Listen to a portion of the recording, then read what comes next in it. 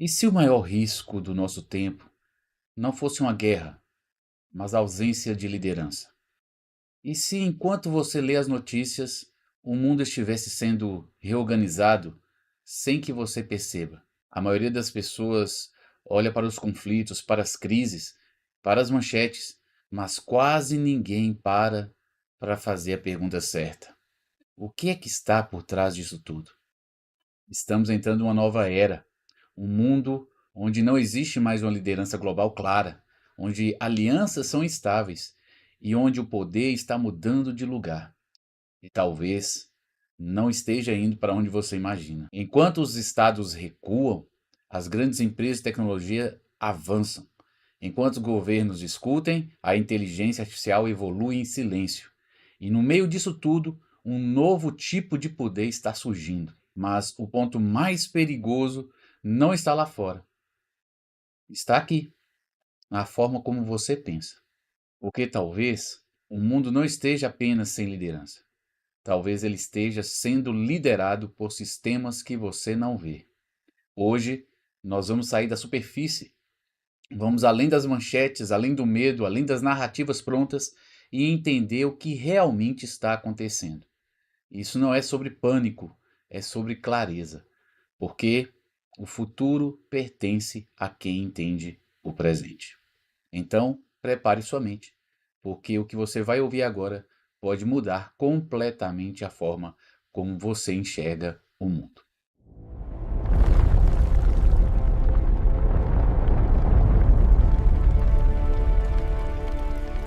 E se o maior risco do nosso tempo não fosse uma guerra, mas a ausência de liderança?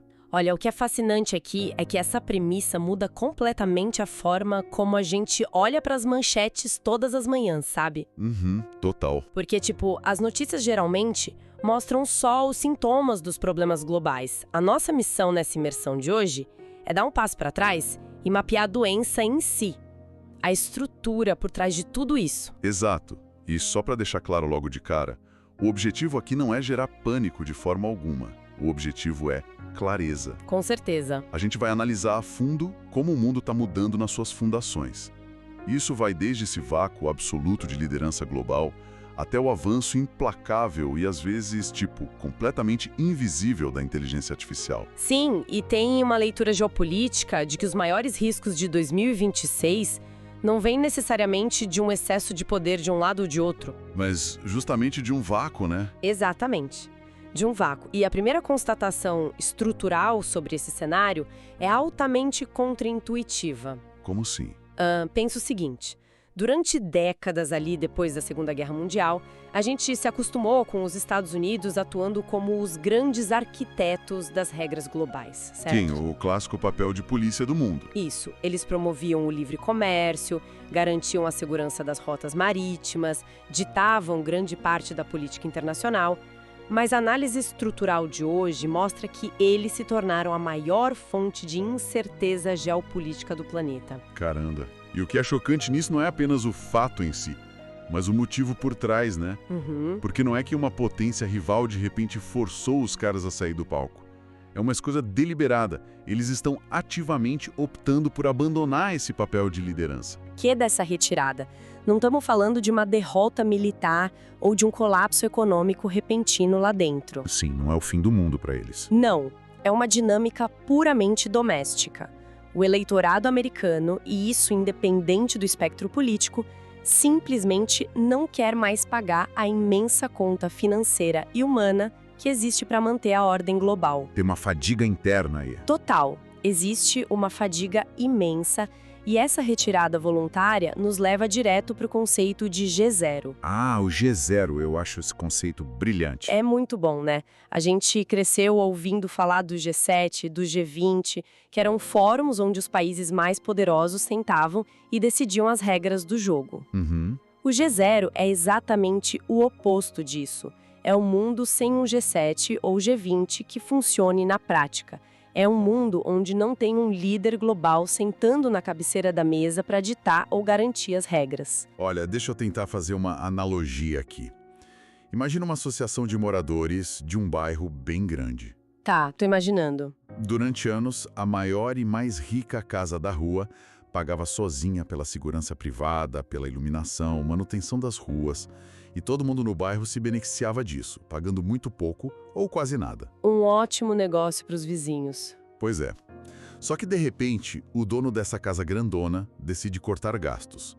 Ele demite os seguranças e diz, olha, a partir de hoje cada um cuida do seu próprio quintal. Nossa.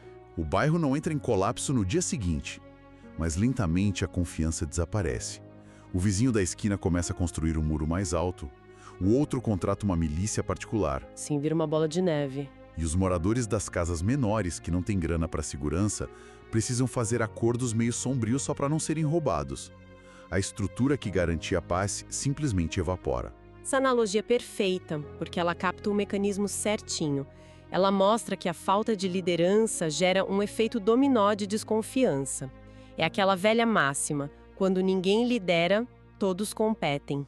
Exatamente, todos competem. Países que antes confiavam no guarda-chuva de segurança ou nas regras comerciais internacionais, agora percebem que estão por conta própria. Eles precisam fazer apostas, criar novas alianças de conveniência. Muitas vezes com nações que eles historicamente evitavam, né? Puramente para garantir a própria sobrevivência econômica ou territorial. Ou seja, o mundo não está apenas mudando, está se reorganizando. E essa reorganização é o que gera instabilidade. Sem dúvida. E sem uma grande estratégia global guiando as nações, a falta de liderança acaba gerando ações de curtíssimo prazo. Os governos começam a agir, por puro impulso. E o Oriente Médio ilustra muito bem esse nível assustador de imprevisibilidade recente. Sim, especialmente se a gente olhar as decisões super oscilantes envolvendo países como a Venezuela e o Irã. Sim, a conexão causal entre esses eventos é muito reveladora sobre como o G0 funciona na vida real. A gente viu ações táticas voltadas para conter influência ou garantir acesso ao petróleo na Venezuela. Certo. E quando essas ações pareceram fáceis, ou pelo menos não tiveram uma resistência imediata, criou-se uma falsa sensação de controle. Aquela ideia de que, a gente pode fazer isso sem grandes consequências. Exato. E isso escalou muito rápido para o Irã. A gente viu o assassinato de altas lideranças militares, ameaças de bloquear rotas comerciais vitais tipo o Estreito de Hormuz. E uma retórica que flutuava de um jeito bizarro. Sim, um dia a mensagem diplomática sinaliza guerra total, no dia seguinte sinaliza um recuo absoluto. E por que isso acontece? Por que essa flutuação tão brutal? É a política baseada puramente em ciclos eleitorais e no noticiário de 24 horas.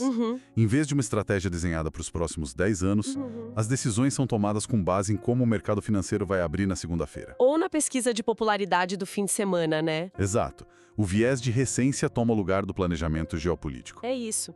E o problema não é apenas o conflito, é a imprevisibilidade. Com certeza. Porque, veja bem, em um ambiente estratégico previsível, mesmo com tensão militar, os países conseguem calcular os riscos. Na imprevisibilidade absoluta, os cálculos falham. Ninguém sabe o que o outro vai fazer. Exato. O Irã, por exemplo, demonstrou saber ler muito bem essa nova desordem. Depois de ter as lideranças atingidas, a reação esperada no modelo antigo seria, sei lá, uma capitulação ou um pedido de acordo formal. Mas a reação real foi completamente diferente. Completamente. Eles adotaram uma estratégia de mosaico. Eles descentralizaram o comando militar por toda a região. O que torna muito mais difícil para qualquer adversário revidar. Porque sem um comando central óbvio para ser atacado, a capacidade de resposta deles se torna difusa, invisível e constante. Fica muito mais perigoso. Fica. Então as nações tradicionais estão meio que tateando no escuro, reagindo aos sobressaltos do momento. Mas a natureza abomina o vácuo. Sempre. E enquanto os estados recuam ou agem de forma errática, tem uma força imensa preenchendo esse espaço vazio. Essa é talvez a maior e mais silenciosa migração de influência do nosso tempo. A imprevisibilidade e a fraqueza dos Estados Unidos abriram caminho para a ascensão de um novo tipo de ator geopolítico. A gigante de tecnologia. As Big Techs. Isso. Tem os detalhes recentes que mudam totalmente a nossa percepção do que significa soberania. Pensa na guerra na Ucrânia. Tá. A guerra não começou de fato no momento em que os tanques russos cruzaram a fronteira terrestre. A invasão começou no ciberespaço. bem antes. Verdade. Foi quando a infraestrutura da Microsoft detectou ataques digitais massivos aos sistemas ucranianos e alertou as autoridades do país para neutralizar as ameaças logo no início. E além disso, toda a defesa civil e militar da Ucrânia nos primeiros meses de guerra só não entrou em colapso absoluto porque a rede de satélites da Starlink manteve as comunicações ativas. Exatamente. Pensa na escala disso. É bizarro, porque durante séculos, prover infraestrutura crítica de guerra, inteligência militar e comunicação criptografada, isso era um monopólio definitivo do Estado. Sim, o Estado controlava tudo isso. Hoje, os Estados dependem visceralmente de conselhos de administração de corporações privadas para conduzir suas próprias defesas. É uma mudança total de paradigma.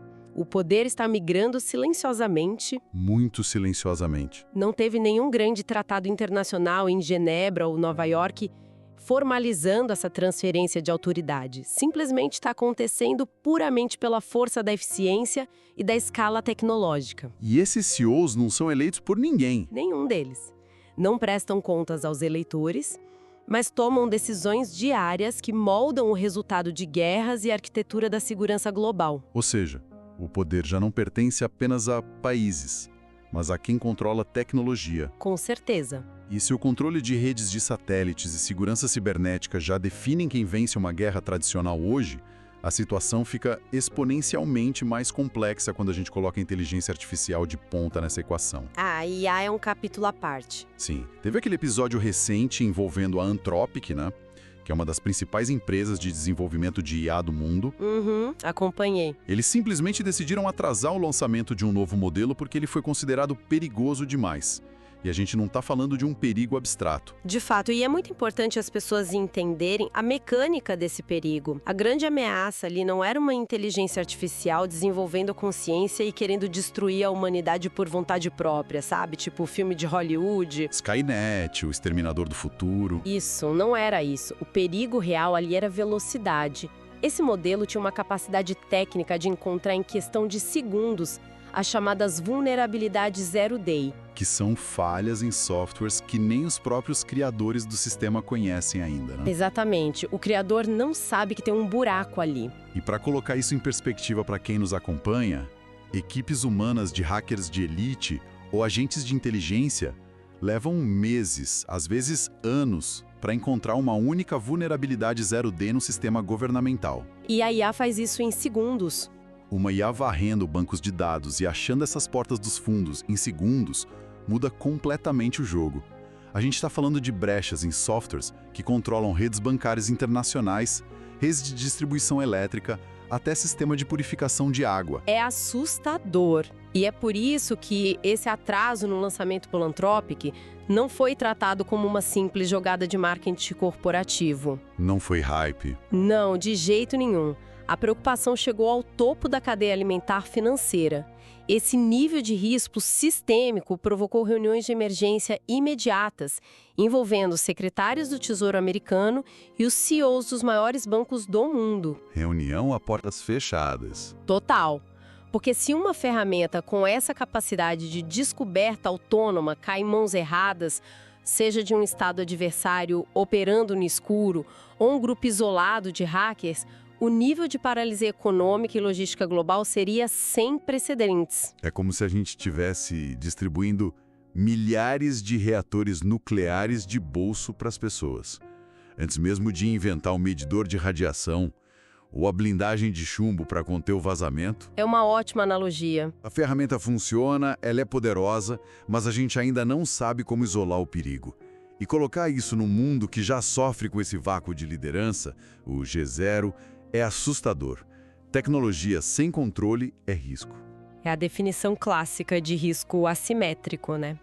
O maior perigo da tecnologia é quando ela supera nossa capacidade de controle e regulação.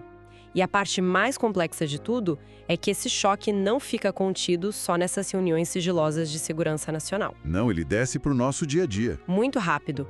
Ele afeta a vida cotidiana, as dinâmicas de trabalho e a sobrevivência econômica da população. Sem dúvida. Existe uma realidade paralela muito dura sustentando o treinamento dessas tecnologias, sabe? Um exemplo bem literal disso É o que está acontecendo com milhares de trabalhadores em fábricas na Índia. Indústrias inteiras estão pagando operários para executarem seus trabalhos manuais com câmeras acopladas na cabeça ou no uniforme. Nossa! O objetivo é capturar um volume massivo de dados visuais sobre os movimentos precisos das mãos humanas durante a montagem de peças ou na separação de materiais. Então eles estão ensinando o algoritmo. Exato. Na prática, esses trabalhadores estão sendo pagos hoje para ensinar a inteligência artificial a roubar os seus próprios empregos amanhã. É a automação devorando os dados de quem ela vai substituir. É cruel. E essa dinâmica expõe uma cisão econômica profunda que está redefinindo o mundo. E as reações a isso são muito divergentes geograficamente, né? Como assim? Em várias partes do chamado sul global, a inteligência artificial, mesmo com todos esses riscos, ainda é vista com um entusiasmo enorme. Como uma oportunidade. Sim, para nações em desenvolvimento, a IA é interpretada como uma ferramenta de salto. Uma oportunidade para compensar a falta de professores qualificados, ou a ausência de capital de investimento, permitindo que essas economias pulem etapas inteiras de desenvolvimento. Entendi. Mas no Ocidente rico, a narrativa inverte completamente. Totalmente. Em vez de entusiasmo, o que a gente vê crescer é uma sensação crônica de ameaça. Isso alimenta o descontentamento populacional, impulsiona o populismo político.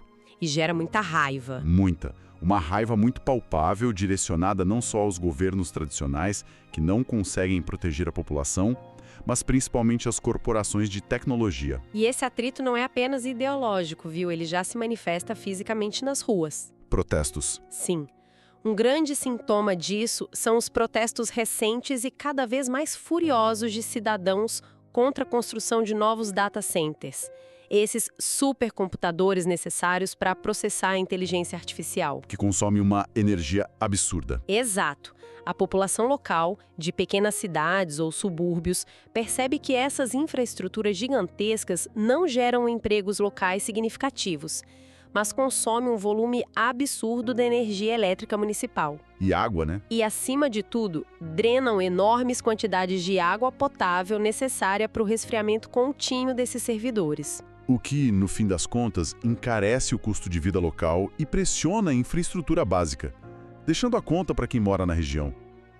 Não é apenas o trabalho que está mudando, é a estrutura da sociedade. É a coesão social sendo testada até o limite. E isso nos leva direto para o coração da nova disputa geopolítica global. Porque essa IA que consome tanta energia e água não flutua num vácuo digital mágico, sabe? Ela não é feita só de códigos matemáticos. De jeito nenhum, a nuvem não é uma nuvem de verdade. Exato! A nuvem é feita de metal, de bilhões de quilômetros de cabos submarinos, água e eletricidade. Para sustentar a hegemonia tecnológica do futuro, é necessária uma infraestrutura física monumental. E é exatamente aqui que a diferença estratégica entre o Ocidente e a China se torna brutalmente visível. E é vital entender o porquê dessa diferença. Por muito tempo, o pessoal achou que a liderança americana em software seria suficiente, que eles iam dominar os algoritmos e estava tudo certo. Que o código era rei. Isso. Mas a China passou as últimas 2 décadas dominando implacavelmente toda a cadeia de suprimentos física que o futuro exige. Eles foram para o mundo real. Sim, eles dominam o refino global de lítio, a fabricação de painéis solares em massa, as baterias de alta capacidade e o processamento dos minerais críticos. E o mecanismo que explica isso é a própria natureza do sistema de governança de cada bloco. O contraste não poderia ser maior, né? Nossa, não mesmo. As democracias ocidentais altamente polarizadas operam sujeitas a pressões de curto prazo. Os governos precisam entregar resultados imediatos para vencer as eleições a cada 2 ou 4 anos. E tem a pressão do mercado também. Sim, o mercado de capitais ocidental pune impiedosamente o CEO que não apresenta lucro no balanço trimestral. 3 meses é muito tempo para eles. Pois é. Em contraste, o modelo de capitalismo de Estado da China opera com horizontes de planejamento de 10 a 20 anos. É outro jogo. Outro jogo. Como a liderança lá não enfrenta o risco de perder uma eleição competitiva, o Estado chinês pode se dar ao luxo de absorver perdas financeiras gigantescas no curto prazo, simplesmente para subsidiar uma indústria estratégica inteira.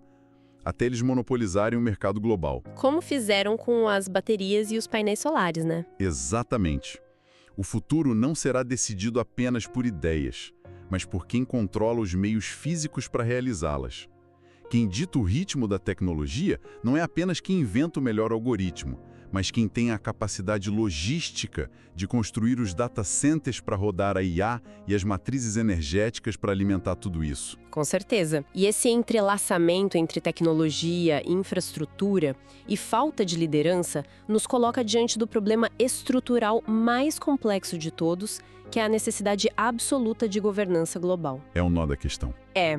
Com o mundo vivendo o cenário de G0, onde as nações competem ferozmente, e as IAs apresentando esses riscos sistêmicos massivos, é imperativo desenhar mecanismos de estabilização. E o que estão propondo para resolver isso? Bom, a arquitetura institucional internacional propõe, pelo menos em teoria, 3 pilares essenciais de solução para tentar conter esse avanço desordenado. E faz sentido, né, se a gente olhar para as lições do passado recente. Qual é o primeiro pilar? O primeiro é a criação de um Conselho de Estabilidade de IA, governado por tecnocratas e especialistas independentes.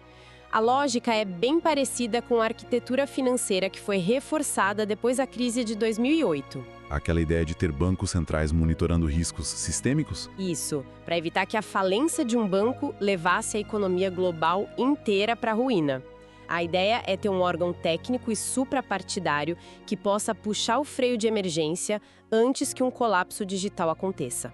Faz sentido. E o segundo pilar? O segundo pilar é a urgência de um acordo de controle de armas focado em inteligência artificial, especialmente entre as superpotências. Uma vibe meio Guerra Fria. Exato, remete à Guerra Fria. Lembra quando Estados Unidos e União Soviética criaram o famoso telefone vermelho? Sim, um canal direto de comunicação para evitar que um alarme falso iniciasse uma guerra nuclear. Isso mesmo. A gente precisa do equivalente moderno disso para IA, para evitar escaladas acidentais. Certo. E o terceiro pilar? O terceiro foca no financiamento global maciço. O objetivo é garantir que as nações em desenvolvimento não fiquem de fora dessa revolução. Para não criar um abismo ainda maior. Exato, porque o risco de um apartheid tecnológico, dividindo o mundo entre quem tem IA e quem não tem, criaria um cenário onde, na prática, a gente estaria lidando com 2 espécies econômicas diferentes. Mas, peraí, eu preciso jogar uma dose de realidade aqui, porque agora a contradição salta aos olhos. Lá vem. A gente passou a maior parte dessa análise explicando justamente que a liderança global desapareceu. Sim. Estamos na era do G0. Os Estados Unidos não querem mais ser a polícia do mundo. A China está focada no seu próprio plano hegemônico de 20 anos. Europa luta para se unificar contra as suas próprias crises energéticas. Como é possível, estruturalmente falando, acreditar que um Conselho de Estabilidade Global de IA ou um telefone vermelho vá funcionar num cenário geopolítico onde os países estão construindo seus próprios muros e mal conseguem concordar sobre tarifas comerciais básicas? E esse é o grande paradoxo. Você tocou no ponto central. A governança exige cooperação, mas o sistema político internacional hoje recompensa o isolacionismo. Então, como resolve? A resposta estrutural para essa contradição não se baseia no otimismo ingênuo sobre diplomacia ou bondade, sabe? Ela se baseia puramente no instinto humano de sobrevivência. No medo. No medo. Olhando de novo para a crise financeira de 2008, a cooperação global massiva só aconteceu porque o abismo era real e imediato. O medo da aniquilação financeira forçou todo mundo a sentar na mesma mesa. Entendi a lógica. O argumento analítico é que os riscos gerados por uma inteligência artificial descontrolada produzirão ameaças tão velozes e existenciais que a cooperação vai ser imposta pelo puro terror do colapso mútuo. Porque sem limites claros, o avanço pode se tornar risco insuportável para todos os lados. Exatamente. É a união não pela empatia, mas pelo medo da catástrofe compartilhada. Isso é denso. E isso nos traz a um ponto de reflexão que exige que a gente olhe não apenas para a macro geopolítica ou para superpotências, mas por que está acontecendo dentro das nossas próprias mentes, né? Com certeza. Tem um nível individual aí. Sim, existe um risco muito mais silencioso e íntimo acontecendo em paralelo a tudo isso. Enquanto a gente teme que os algoritmos desliguem a rede elétrica ou a nossa conta bancária, a gente corre o risco de ser sutilmente programado por eles no nosso dia a dia. Nossa, sim. Ao interagir constantemente com redes que otimizam o engajamento através da indignação, da raiva, a gente está mecanizando o nosso próprio comportamento. A gente está perdendo a nossa capacidade orgânica de ter conversas densas, tolerantes e imperfeitas. É o paradoxo de criarmos máquinas que simulam a inteligência humana enquanto nós mesmos passamos a nos comportar com a previsibilidade de máquinas. Exatamente. Diante disso tudo, eu acho essencial a gente refletir sobre algumas perguntas estruturais que emergem desse cenário. A primeira delas é: estamos de fato preparados para navegar por um mundo sem liderança global? As estruturas institucionais que protegeram o desenvolvimento do final do século XX claramente não são suficientes para a próxima década. E uma segunda provocação imediata. Nós estamos realmente compreendendo os mecanismos por trás do impacto dessa tecnologia no nosso tecido social e econômico, ou estamos apenas utilizando tudo de forma cega e passiva? Muito bem colocado. E talvez a questão fundamental que amarre tudo isso: estamos conseguindo manter nosso pensamento crítico de forma autônoma ou estamos sendo silenciosamente pastoreados por sistemas invisíveis que lucram com a nossa polarização contínua? São pontos de inflexão profundos. Mas é extremamente importante ressaltar aqui, para quem está ouvindo a gente, que desenhar todos esses riscos não significa afirmar que estamos rumando para um apocalipse inevitável. Eu estou muito focado em deixar isso claro. De forma alguma. E o olhar estrutural histórico confirma isso. Toda vez que a gente analisa o desenvolvimento humano em recortes de 50 ou 100 anos, a curva geral invariavelmente aponta para o progresso. Apesar das guerras mundiais e das pandemias anteriores, nós alcançamos taxas de expectativa de vida inéditas na história humana. Retiramos bilhões de pessoas da pobreza extrema. E a própria tecnologia que traz riscos hoje também traz soluções incríveis, né? Exato. Ela abriga o potencial milagroso de curar doenças que eram consideradas intratáveis e revolucionar as matrizes de energia limpa de maneira impensável há 2 décadas. O foco dessa nossa análise não é instaurar o pânico ou gerar paralisia, porque o medo cega e inibe a ação. O objetivo é armar quem nos escuta com um contexto. O futuro pertence a quem entende o presente. Isso. Em um mundo cada vez mais complexo, a clareza se torna uma das habilidades mais valiosas. Se a gente consegue entender o tabuleiro e os interesses envolvidos, a gente deixa de ser apenas uma peça sendo movida no escuro. Perfeito. E tem o último pensamento provocador para a gente deixar na mesa hoje, construindo em cima de tudo que falamos.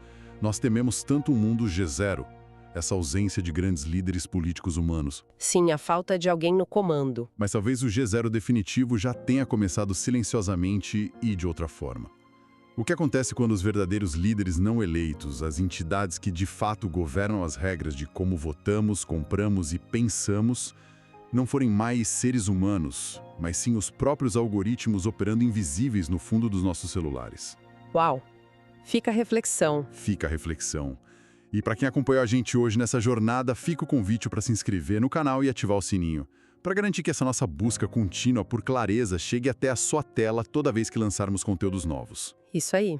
E para quem quer ir além das manchetes, debater essas ideias e fazer parte de um grupo focado em entender os mecanismos do mundo, a porta está totalmente aberta para a nossa comunidade exclusiva, até a última página. O link para participar está disponível na descrição do vídeo. Obrigada pela companhia, pessoal. Até a próxima imersão.